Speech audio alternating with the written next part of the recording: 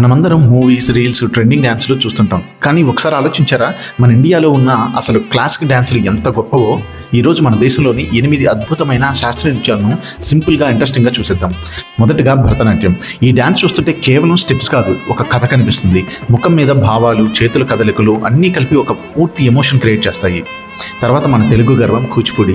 ఇది డ్యాన్స్ మాత్రమే కాదు, చిన్న నాటకం లాంటిది. కొన్ని పెర్ఫార్మెన్సెస్లో ప్లేట్ మీద నిలబడి డ్యాన్స్ చేయడం చూస్తే నిజంగా ఆశ్చర్యం వేస్తుంది. ఇప్పుడు కథక్. గిరగిరా తిరుగుతూ చేసే స్పిన్స్, ఫాస్ట్ ఫుట్ వర్క్ చూడడానికి చాలా స్టైలిష్గా ఉంటుంది. ఇది కథలు చెప్పే డ్యాన్స్, అందుకే పేరు కథక్. తర్వాత కథకళి. ఇది చూస్తే ఒక సినిమా చూస్తున్నట్టు ఉంటుంది. భారీ మేకప్, పెద్ద కాస్ట్యూమ్స్, అసలు మ్యాజిక్ ఏంటంటే కళ్ళతోనే ఎమోషన్స్ చూపిస్తారు. ఇంకో కేరళ డ్యాన్స్ మోహినియాట్టం. చాలా సాఫ్ట్, చాలా గ్రేస్ఫుల్, సర్క్యులర్ మూమెంట్స్తో చాలా కామ్ ఫీలింగ్ ఇస్తుంది. తర్వాత ఒడిస్సీ. ఈ డ్యాన్స్ చూస్తే గుడి శిల్పాలు ప్రాణం పోసుకున్నట్లు అనిపిస్తుంది. బాడీ పొజిషన్స్ చాలా యూనిక్గా ఉంటాయి. ఇంకా మణిపురి. చాలా సున్నితంగా, చాలా లైట్గా ఉంటుంది. ఈ డ్యాన్స్ రాధాకృష్ణుల కథలతో నిండి ఉంటుంది. చాలా డివైన్ ఫీలింగ్ వస్తుంది. చివరిగా సత్రియ.